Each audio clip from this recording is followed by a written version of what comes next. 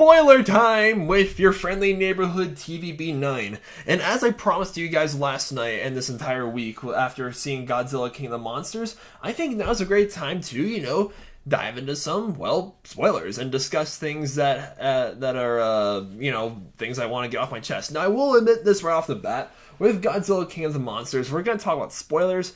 There's not as much to talk about as there was with Avengers Endgame, which is the last spoiler talk I did for. I don't usually do spoiler talks. I mean, I don't really see the point in doing so most of the time, but it's like, if I did a spoiler talk for my second most anticipated movie of 2019, might as well do a spoiler talk for my most anticipated movie of 2019 as well. And since it's still Monster Week, let's just do it anyway. And, it's a lot easier to talk about King of the Monsters without spoiling it than it is for Endgame. I will be frank with you guys there as well. Not that, that's a bad thing necessarily, because King of the Monsters, it's just I'm looking at a lot of reviews. I've been watching a lot of YouTubers, giving their thoughts on the whole movie, and it seems to be, the overall consensus that this film is not good. People are just saying, oh, the plot's too stupid, there's too many, it's just completely style over substance. I will admit, yeah, this movie does go more for style over substance. But, people are, in 2014, people were complaining that, oh, the last Godzilla movie had too many human characters and not enough monster fighting. Well, this time around, it's the other way around. People are complaining, oh, there's too many monsters beating each other up, I should say, and not enough human, development. But, we're here to see Godzilla and Mothra and Rodan and King Ghidorah all just beat the living heck out of each other. That's what we came to see. That's why we go to monster movies, right? And yes, we delivered. And this film actually exceeded my expectations in a few areas as well. I was not expecting to be, I'm going to mostly talk about the way this film ends, because I think that's where, the main part of spoiler talks lies in, right? But throughout this movie, I was really I was satisfied with the way they did, with how they did monsters. All different monarch locations and outposts around the world that we visit. The one problem that I have with the Monsterverse, and King of the Monsters is, guilty of this too. I just wish the Monsterverse was a lot more discreet with its world building, because I was expecting a post-credit scene for Kong versus Godzilla, something Kong related. Though that there is a post-credit scene at the very end of this movie, so yeah, definitely stick around for the credits. More on that later. But throughout this movie, I was not expecting them to bring up King Kong as much as I thought they would. They mentioned Skull Island and Kong, and even have a speech named Titanus Kong for for this movie. They bring up a lot, and yet even in the credits, as the credits start rolling, when that song is playing and the credits are coming, that's oh, starring this guy and that guy. You see a cave drawing of Kong punching Godzilla. So yeah, and Titanus Kong, they all have the genus name Titanus, which I guess makes sense to all Titans, but yet they're all still from different classes. Kong is a mammal, he's a giant gorilla, while Godzilla is a reptile, he's a giant lizard thing. I'm sorry, my zoology, the zoology minor in me is coming out and being nope, that's not basic fucking taxonomy, guys. It's not how it works. But oh goodness, there's quite a bit I can talk about, because like I said, the Monsters isn't very discreet with its world building. That's just one issue that I've had. I feel like I would have. I'm disappointed that Kong didn't appear in the end credits scene. There's an end credits scene for Kong Skull Island with Godzilla and Mothra and Rodan and King Ghidorah all depicted as cave drawings, and it ends with Godzilla just roaring. Even though it's a King Kong movie, it reminds you who the real King of the Monsters is. And Kong Skull Island, compared to 2005 King Kong, for example, which is directed by Peter Jackson, in the 2005 movie, King Kong takes Naomi Watts' character Anne up to the mountains, into his little lair, his hermitage, and you see a bunch of giant skeletons laying around, which suggests that there used to be a whole bunch of giant gorillas living on Skull Island, but for whatever reason, King Kong is the last one, and there's no clear reason to why that is. It could be disease, overhunting from dinosaurs, the climate change, or what have you. It leaves us to speculate more about Kong's history. Well, in Kong Skull Island, it's oh, they meet John C. Reilly. It's oh, yep, the Skullcrawler killed Kong's entire family. It kills the wonder a little bit, if you guys get what I'm saying. I wish this film did a better job at that. It's yeah, we know that Kong is gonna fight Godzilla next movie, but we could have, I wouldn't have minded waiting until the end credits scene to have a better teaser that instead of you guys mentioning Kong a bunch of times throughout the movie and showing like images of Skull Island as well and things like that. But yeah, the post-credit scene did happen. You see Alan Jonah, I forget the actor's name, but he's like the British eco-terrorist who used to be a colonel. Yeah, they put him off as a villain, but like he's, you know, him being an eco-terrorist, but I think the real villain in this entire movie is Vera Farmiga, because she's the one who built the Orca device that, like, mimics the monster's noises to draw them to certain positions. Like, you know, I understand where she's coming from, because they explain this very quickly in the movie, like, you know, in the beginning, her and Kyle Chandler's character, they used to be married and had 2 kids, but they lost their son Andrew in the whole Godzilla attack in 2014 in San Francisco. So now they're just left with Millie Bobby Brown, you know, their daughter, and they've divorced. And you see her, and it's like, oh, humanity. Humanity is the disease that she was talking about in the trailer, right?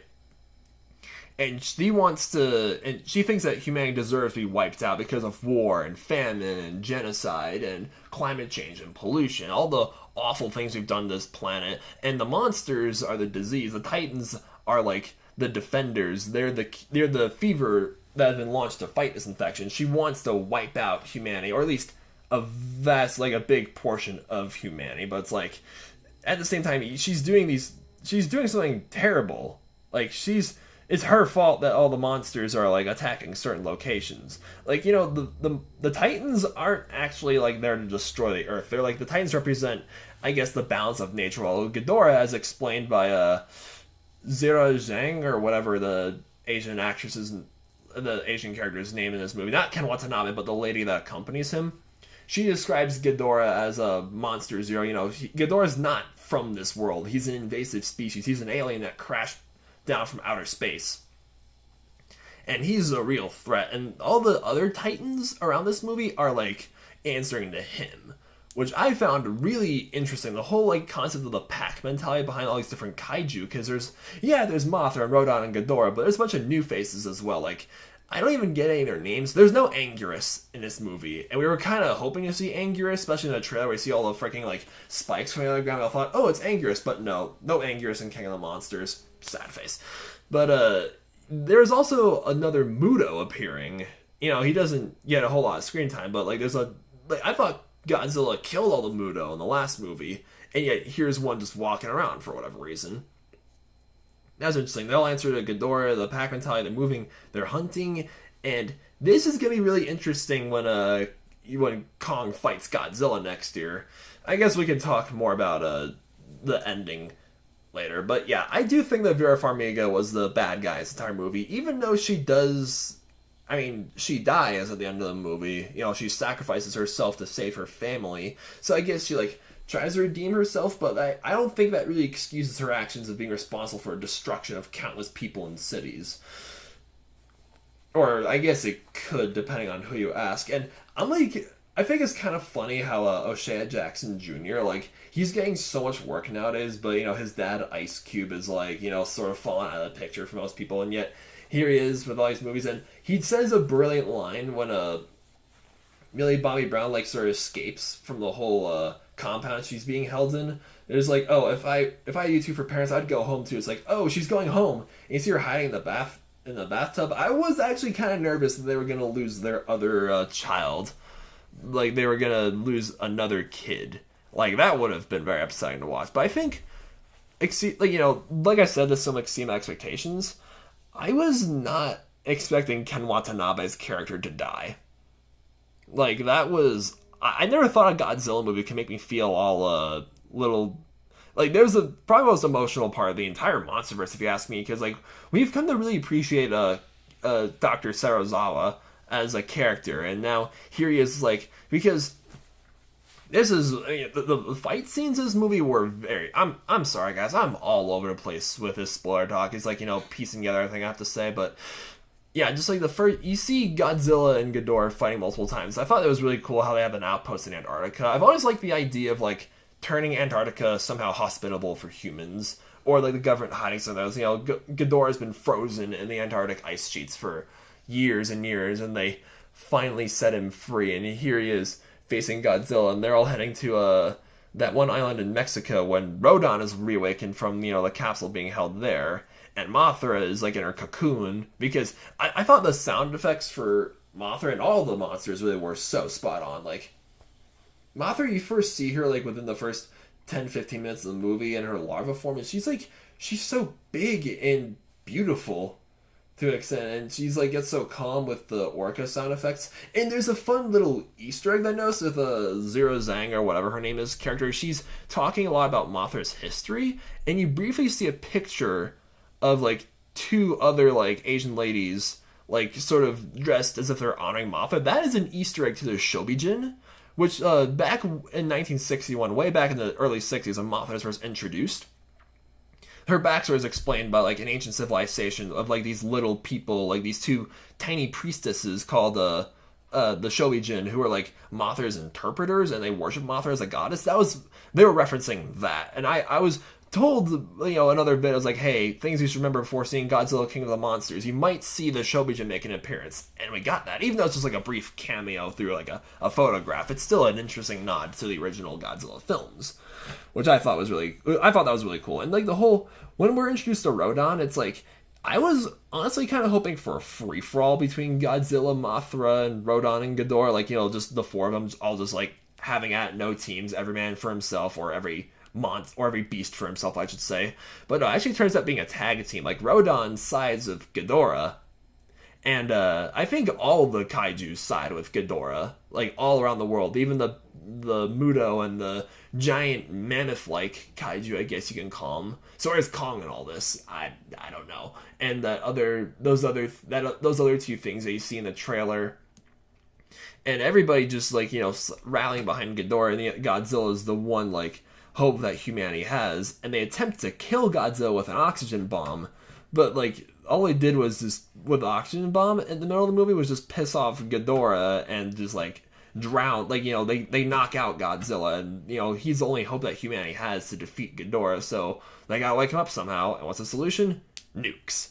So this was honestly one of the coolest parts about the movie, when they go deep into the oceans and they find like, I guess you could say it's Atlantis, because it's a sunken city that's like really full of radiation. You see like cave drawings or like carvings into the walls of like people worshiping Godzilla. It's like, yeah, the Titans are the original gods of this planet. These are like who people used to worship. And like Vera Farmiga said, like, oh, we'll go back to the days where, everything was ancient, nature reclaiming itself, and we're just a primitive society that worships these Titans.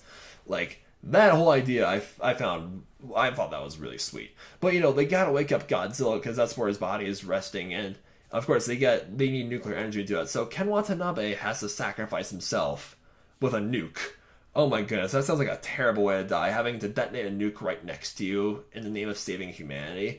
It's heroic, but still, it's like Ken Watanabe, like, Dr. Sarazawa, the last thing he says to standing right next to Godzilla is, goodbye, old friend, in Japanese, which I was like, geez. Again, I was not expecting a Godzilla movie of all things to make me feel all, like, fluttery, I guess you could say, like, a little emotional and teary-eyed.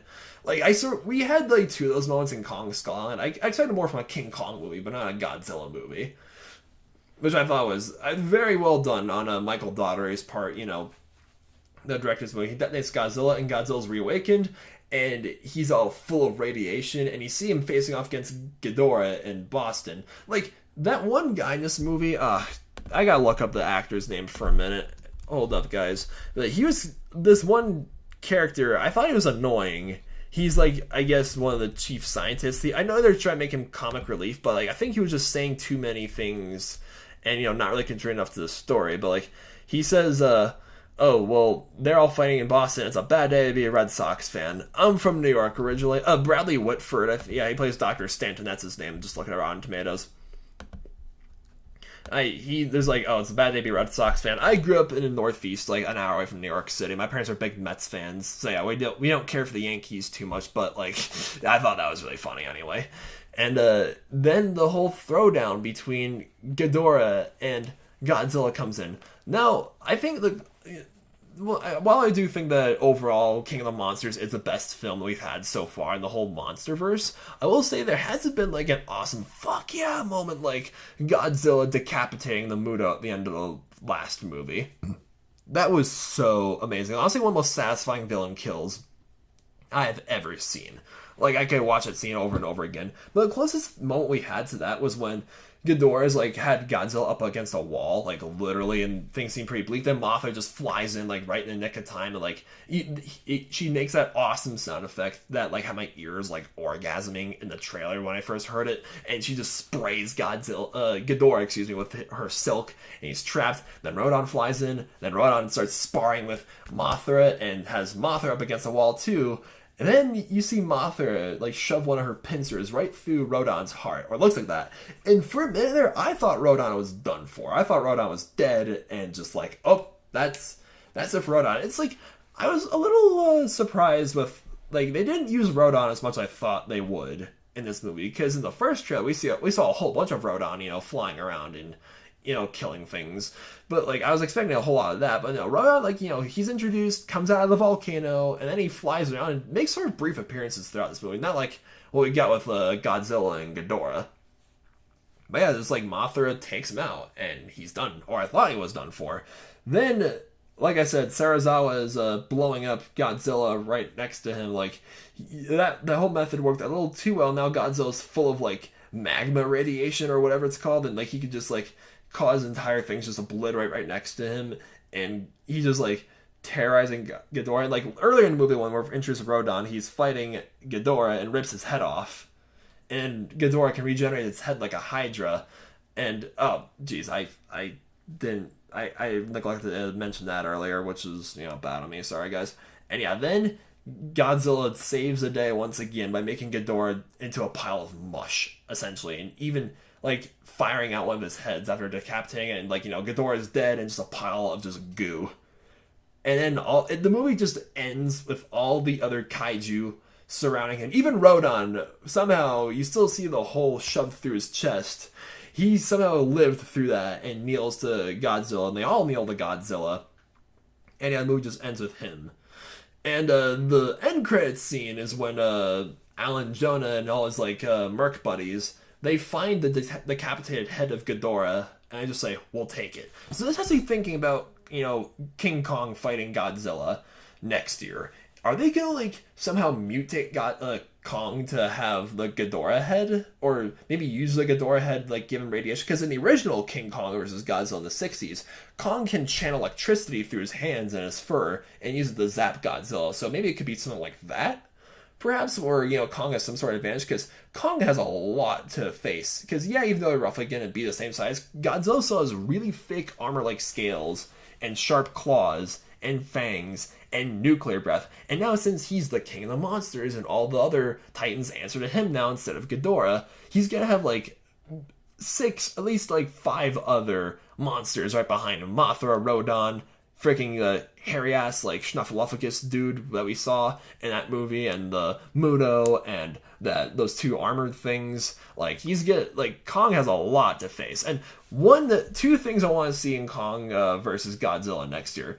First of all, I really hope they recreate that hilarious scene in the original when, like, Kong, like, rips a tree out of the ground and, like, shoves it into Godzilla's face, and it's just like, eat your vegetables, or, like, we all think he does.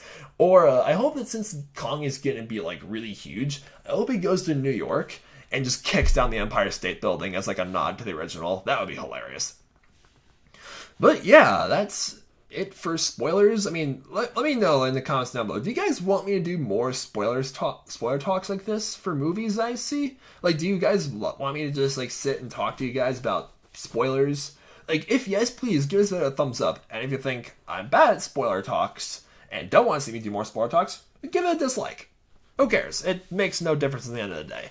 So yeah, thank you guys a lot for watching this, and there's one more video I have planned tomorrow, and then that's it for Monster Week. So yeah, I've had a lot of fun making all these monster-themed videos, and I leave for Germany on Wednesday. I'm taking one more vacation before my summer class starts. And yeah, I've been traveling a lot this year, so one more country on my list, which should be awesome. So yeah, I'll talk more about that when I get there for you guys. And yeah, thanks a lot for watching. Don't forget to subscribe.